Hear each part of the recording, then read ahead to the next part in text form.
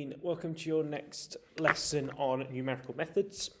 Today we're going to look at how we use iterations to approximate a root. Now some of you will have done this during your GCSE studies, so for some of you it will certainly just be a bit of a recap. Some of you, depending on what exam board you used, may not have done. A lot of it relies on changing the subject of functions to begin with, and then it's just a little bit of substitution, nothing too challenging. So, type of exam question. Going to jump straight into exam questions. So, given a function, in this instance it's g of x equals e to the x minus 1 plus x minus 6. So the first part, show that the equation of g of x equals 0 can be written as x equals log natural of 6 minus x plus 1. And this is just the rearrangement. Okay, that's all it is rearranging that initial function and making x the subject. Now what you've got to be careful about is there are multiple ways of making x the subject. We've got multiple x's. So you need to look at what you've been given and work your way from there, okay, to work out which one they've done. Now the fact we've got a log natural in there tends to indicate they made the x that has the e part. They made that the subject. So all we would do, leave the e to the x minus 1 where it is. You always set it so it's equal to 0. So I can set equal to 0 and then I can manoeuvre around. So I'll go e to the x minus 1 equals, move everything else over the other way. So I end up with 6 minus x. I'll log natural both sides. So I'll get x minus 1 equals log natural of 6 minus x.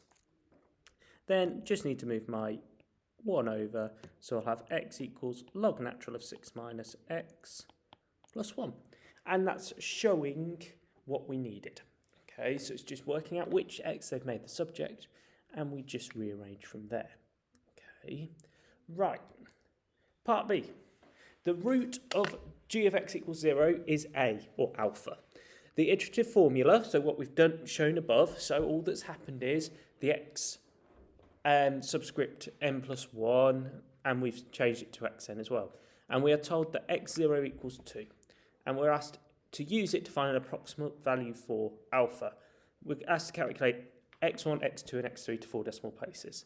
Now this is really, really nice and simple, guys. It is just a case of substituting. Okay, so I know that x0 equals 2. I'm told that. To find x1, all I do is I substitute in. Now I want to make sure, and just draw your attention to this bit here, you need to show at least once what the proper substitution is. Okay, at least once. So, to find x1, all I'm going to do is sub 2 back in. So I'll have log natural of 6 minus 2 plus 1, which obviously gives me log natural of 4 plus 1. And because I'm always looking for 4 decimal places, work that out as a decimal, so we'll have 2.3863. Once you've done it once, you can then just use your calculator to plug it in. Okay, and again, I'm going to draw your attention to this bit here. If we set our calculator up properly, this becomes really easy. Okay, so initially, when we do our first substitution, if you set up 2 as the answer, so you literally put 2 and hit equals, okay, clear your screen, and then set up log natural of 6 minus, use your answer button at the bottom, plus 1. You can then just keep hitting equals and it will keep giving you the next one. Okay, so x2, this is now saved. So if you haven't done so already, you can type in log natural, in brackets 6, subtract answer, plus 1, and hit equals, and you'll get your next one, which for x2 will be 2.2847, and do the same with that value to find your last one, and we'll go 2.3125. Okay, just a case of subbing it in, but we can use these different things to make our lives that little bit easier. Okay, right, part C we've already looked at, part C that you did last lesson, okay, where we just go the bit above, the bit below, so we use bounds, substitute in, and show that change of sign. Okay, so that shouldn't be a problem at all, what you did last lesson. Right, now we can see that's going to eventually converge to a root because we've gone from 2.38 to 2.28 to 2.31. So that is slowly but surely converging, so getting closer to a root. Now we need to think carefully about, does the starting value, because you're always given the starting value for x0, does it make a difference? Okay. Now, yes, it can make a massive difference. And we'll look into more detail about this later on. Okay. But if there are multiple roots, which there are in a lot of functions we look at, it may well converge to a different root, or it may diverge and not go towards a root altogether. Okay, so there is a chance of that happening. Quick example to have a look at just to show. So we've got f of x equals x cubed minus 3x squared minus 2x plus 5. And we've got to show that the equation f of x equals 0 has a root in the interval of 3 and 4. Now again, this goes back to last lesson, looking at the change of sign. All we need to do for this first part is we're going to go f of 3, and we're going to substitute that in. So we'll do 3 cubed minus 3 lots of 3 squared minus 3 times 3 plus 5. And f of 3 gives us an answer of negative 4. We'll do f of 4 as well. And when we substitute 4 into it, we get an answer of 9. And all we need to do is say there's a sign change. Therefore, a root lies between. Now, we know that's not always the case, okay, but we've been told to show that, and that's what it shows, okay. Right, part B, this is the newer part. So, use the iterative formula, xn plus 1, and we've got the iterative formula to calculate the values x1, x2, and x3. We've got two different starting points. Now, in this question, it doesn't ask us to show the rearranging, but what I do want you to do now is I want you to pause the video and I want you to have a go at rearranging that for me. So can you pause the video for me and can you show how f of x is rearranged to make that iterative formula for me? So pause and can you complete that for me? Okay, so we should have been able to show that part. Now, the big giveaway is the fact that you've got a square root around the whole lot, so that means it probably made the 3x squared value of x the subject, and then we can go from there. Okay. Part B is to do our actual iterations. So, the first one, we're told that x0 equals 1.5. Remember, we want to show at least one substituted in properly. So, x1 is going to equal the square root of 1.5 cubed minus 2 lots of 1.5 plus 5 all over 3. Once we've substituted it in as 1.3385, then we can do x2. Make sure you've used the answer function. Okay, so once that's saved in, we can do answer cubed minus 2 lots of answer plus 5 over 3. Substitute that one through and we'll get 1.2545. So we can see we're converging down somewhere towards 1.2. Okay. Now if I go look at my second one, and this time I'm going to start with x0 equaling 4. Okay. So again, we're going to show that first substitution. Make sure anytime you do it, you show at least one substitution written out in full. So we'll go 4 cubed minus 2 lots of 4 plus 5 over 3. And when I substitute that one in, I will end up with substituted my 4 in, and I'll get 4.5092. 502. And again, we can use our answer function, so we just go answer cubed minus 2 lots of answer plus 5, and we'll get 5.4058. Now we can certainly tell that these two are not going to converge to the same root. It may be that one doesn't converge at all, okay, because this one is growing quite quickly still. So this second one may not converge to a root at all. This one may well diverge. Okay, whereas the first one looks as if it's converging because we're changing in small amounts each time. Okay, but we have a way of checking this. Okay, which is what we're going to look at in a minute. But all this is about, guys, show that there's a root in the interval, what we did last lesson, and then using the iterative function, the iterative formula, to approximate our roots to see if they converge or diverge. Right, what I want you to do, pause now. Can you complete that question for me? So 3 parts to it. Pause now, and can you complete that for me, please?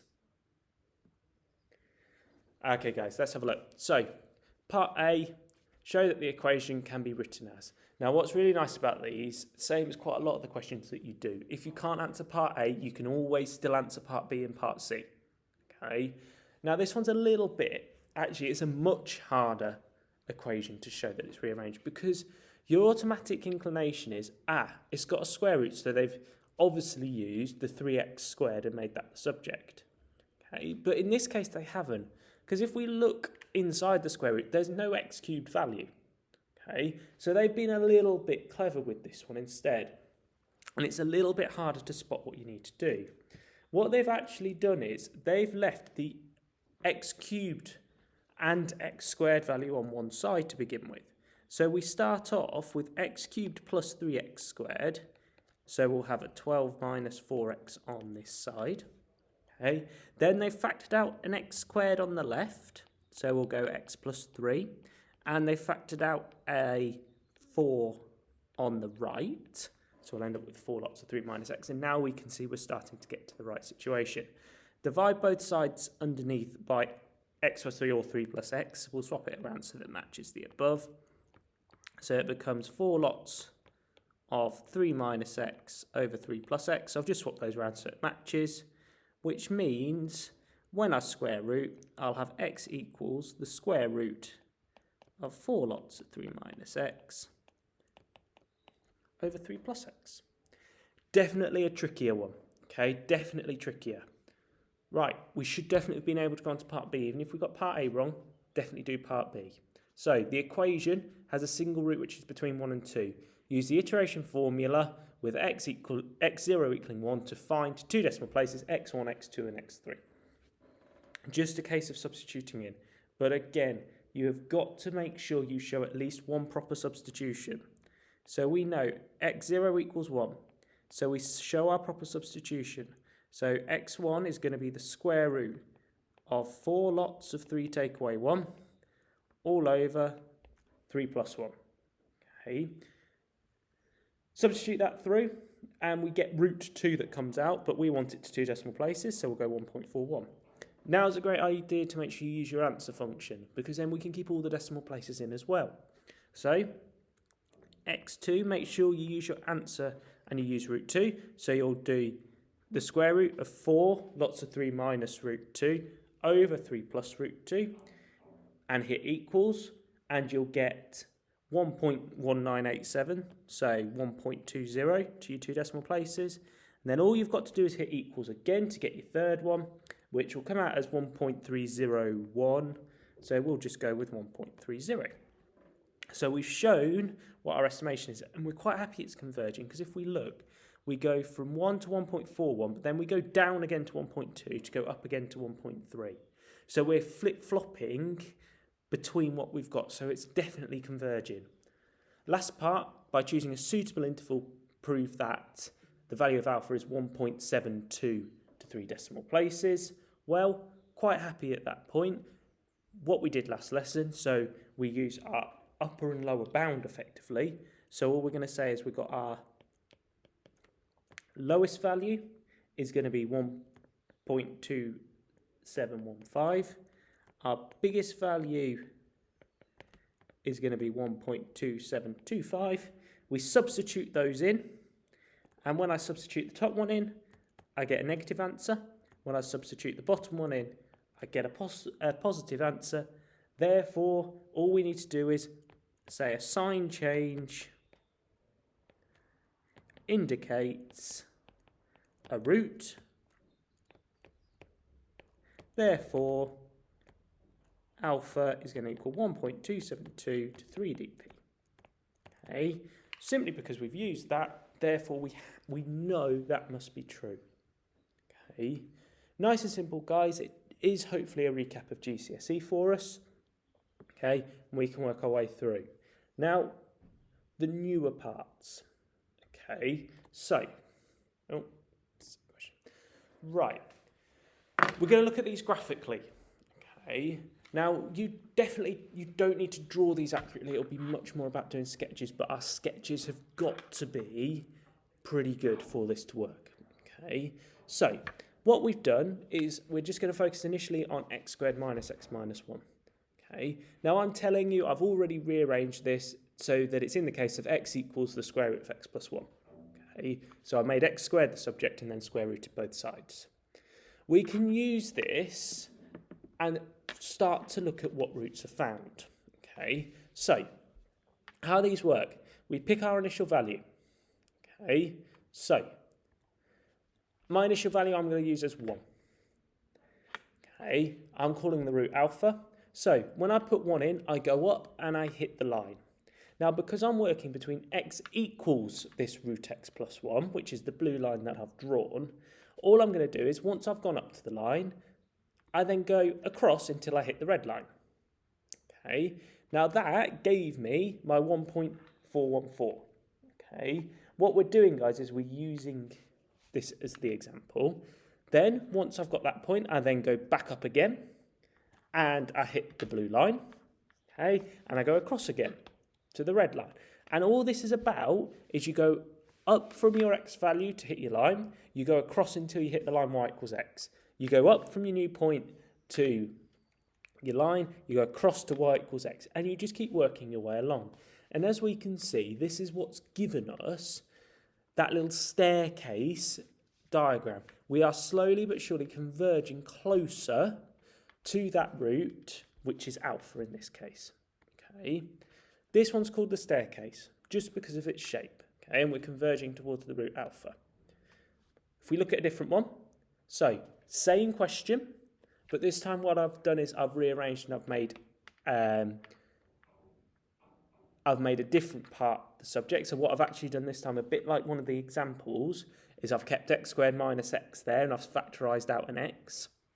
This time we've got a very different graph to look at. So 1 over x minus 1 is sketched, so is y equals x, because to find where they meet, sketch them both and see where they are. Again, the root we're calling alpha. We take our x0 value. So this time I've got my x0 value. So I go to hit my blue line in this case, okay, and once I've hit the blue line, I go directly across and hit y equals x. Then from where my y equals x1, I go directly up, or down in this case, to hit my line again. And again, I go across to y equals x. To my line again, across to y equals x. And this would keep happening to my line again, and I'd go across.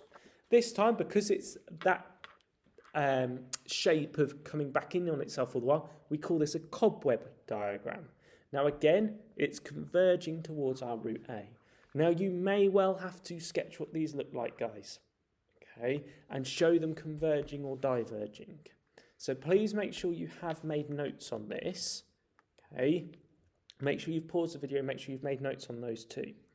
Now just to show you what happens when we diverge, so we've rearranged it this time, and this time I've just made the x the subject. So I've just moved the x across and that works. Now, I'm starting my x0 value right there, so around about 2.1. Okay, I'm not too bothered about the values at the moment, I'm just looking at how the graphs are reacting. So I go up to my blue line, which in this case will be x squared minus 1. So I have to go across to y equals x. I go up from there to my blue line, and I'd go across to y equals x. Now what we can see is the root approximations are getting further away. Okay, I'm never going to converge to that root alpha. Therefore, the iterative method's failed. So for that rearrangement, it does not work. Okay, or for that rearrangement at that starting point, it doesn't work, because different starting points can give us different outcomes. Okay, therefore, that in this particular example, it's going to diverge. Okay, so you've got three different things. You can have a staircase convergence, you can have a cobweb convergence, or you can have a divergence. And we've got to look at and be able to sketch when these happen. Okay, right, I'm going to give you two more examples. So the first one, I've got the one on the board for you. All I want you to do is I want you to rearrange this into two different forms.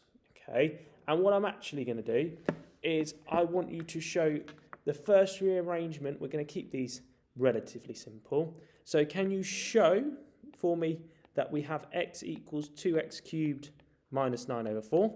So that should be a nice quick one for you to show. And for the second one, can you do x equals the cube root of 9 plus 4x over 2? So I want you to pause the video now and show those rearrangements for me.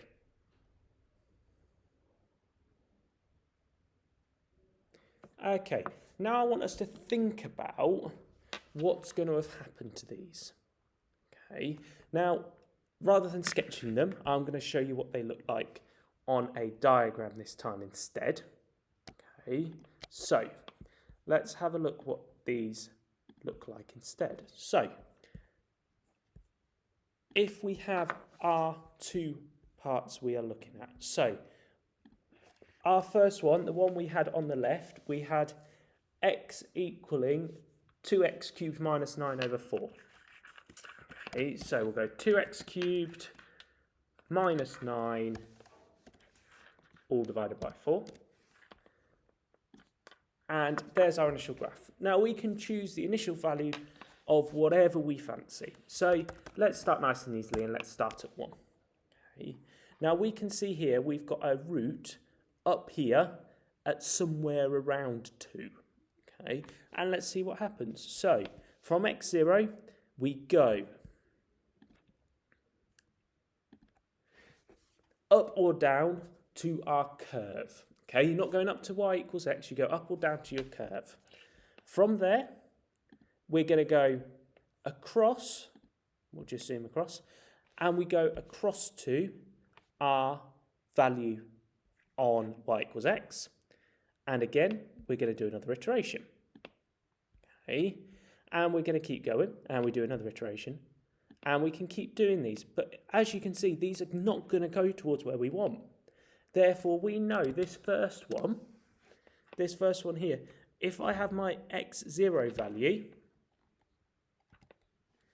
at 1, so if I have x0 equals 1, then this will diverge. Okay. Now let's see what happens if I change my initial value. So if I make my initial value, for example, 2, okay, and let's just come back to where we are. So I'm going to start at 2 this time. So I go and hit my curve. I then go across to my line. I go to my curve, I go across my line. And look, it's still ended up in exactly the same form. Okay. If I show you further out again, we're just going to keep on diverging. Okay. Now, what about if I go the other side of the route? Because then, again, that might make a difference. So this time, let's start at 3. Okay. Now, if I go up to the curve and I go across, but if I look again, I'm going to end up further away all the while. Okay. So each time I do this, it's still not going to work for me. So this rearrangement will never converge onto the route that I'm looking for. Okay, right, let's have a look at the other rearrangement then. So the second rearrangement was we made x be the cube root of 9 plus 4x over 2. So we've got 9 plus 4x over 2, and we're going to the power of a third. Right. We'll start our value at x equals 1 again. So we've got our root here, we've got our x0 value here. So the first thing we do is we go up to our curve. Okay. Now from our curve, we go across to y equals x. We then go from our y equals x value, we go up to the curve, we go to y equals x. Now, each time I can see I'm going to get closer and closer and closer and closer and closer. So this one, if I just zoom out a little bit, is going to give me that staircase diagram I'm looking for. So this time, with x equal, or with x0 equaling 1, I will converge with a staircase diagram. Okay. And you could show these. Obviously, you would hope you'd be given something a little bit simpler to sketch, okay, and that's absolutely fine. But we can show that that converges, and it's going to converge to this root somewhere around 2.05. Okay, and this is all we are looking at, guys. It's, can we draw them? Do they converge? Do they diverge? Right. Two more again for me. Right. I'm not going to give you the rearrangements this time. You should be able to make two rearrangements of that one relatively quickly and relatively easily. Okay, so pause the video again for me, and can you make two rearrangements of e to the x minus 8x plus 5?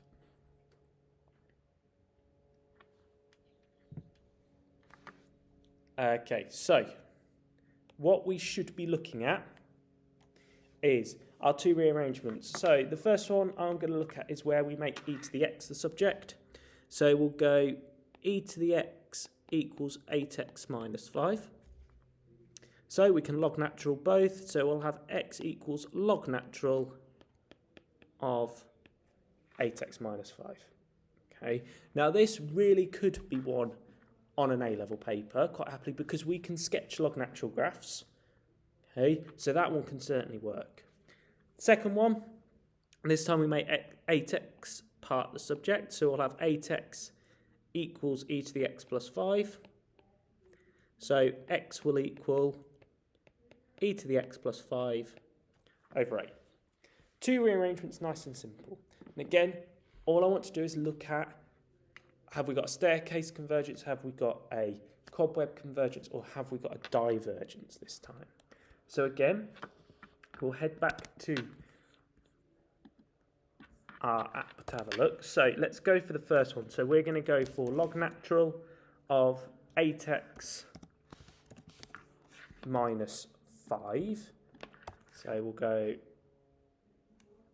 log natural of 8x minus 5. And again, we'll start at 1 this time. Okay, so I've got two roots. So from my 1, I go up to my curve, go across to y equals x, up to my curve, across to y equals x. Now what's really interesting with this, I have another root just here. Okay, I'm starting really close to that root, but if I keep following this through, I'm actually going to converge, but I'm going to converge to the root at the top. So it does converge, but it doesn't always converge to the one we think it will. Okay, so again, with this first one, if I start off with an x0 value equaling 1, we have a staircase convergence. Okay, what we'll just have a quick look at is if I change my x0 value, so rather than starting at 1, let's start at, let's have a think. Let's start at 0.1 instead. Okay, so we're going to start at 0.1. So we'll do our iteration, and straight away it said it won't work. Okay, now the reason it won't work is because we've got a log natural graph. We are never ever, to reach that down there, we're going to have to change this lower bound hugely. We are never going to be able to get back again. Let's just change this and let's go make it a little bit easier to see. So we'll start at 0.7 instead. Okay, so show the iteration. So we go across from our blue curve to the red line. And we go again, and again it won't work. So if I start at less than my 0.9, wherever this root is, I'll then diverge. So again, this is all about our starting point and how we've rearranged. Okay, let's have a quick look at our second one. So we've got x equals e to the x plus 5 over 8. Okay, so we'll go x equals e to the power of x plus 5 all over 8. we'll keep this nice and simple and we'll start at 1 again. So we've got 2 roots we can see again. I've got a root here and I've got a root up here. So I go up to the line, I go across to y equals x. Zoom in a little bit. Again, I go to the line and go to y equals x. And we can see again, I'm going to get a nice stairway convergence into my root. So if I have x0 equaling 1, I do get a nice stairway convergence. Okay, so it's just all about whether these have a stairway convergence, a cobway convergence, or they diverge altogether. Okay, now what I am going to do is I will put the link for the app into onto Show My Homework for you, so that you can have a play around with different ones of these as well to help show you what's going on. Okay, right. I want you to have a go at this for me. Okay, so show that the root of the equation can be written as follows. Then use the iterative formula starting at x0 equal 1. I want you to use a diagram to show this. It does not have to be a perfect drawing of the square root of 8x minus 4. You've just got to think what a square root graph looks like. Okay, so pause and can you have a go at it for me? Okay guys, right, part A shouldn't have been too much of a challenge. Okay, we've got a square root, so it should be relatively obvious which part they made the subject. So it's going to be the x squared part. So if I start with f of x equals x squared minus 8x plus 4, and we know that we set that equal to 0. So we'll go x squared equals 8x minus 4. So x equals the square root of 8x minus 4. That shouldn't have been too difficult. Now we want to use the diagram. Okay. Now what we're not looking for this time is we're not looking for the actual numerical values. They're just looking for the diagram and to show. Okay. So we think about our axis. Y equals x. Okay. Shouldn't be too much of a challenge to draw. We can have y equals x there. Okay. Right. Now, if we think about our next part, so just going to change the colour. So the square root of 8x minus 4, well, it's going to look like a normal square root graph. Okay, so if I think what a normal square root graph is going to look like, okay, all I'm going to do is I'm just going to have it looking something like that. Okay, and that's all I'm going to leave it as. Okay, from here, I can then work my way through. So if I know, I've just changed the colour again just to make it a little bit easier.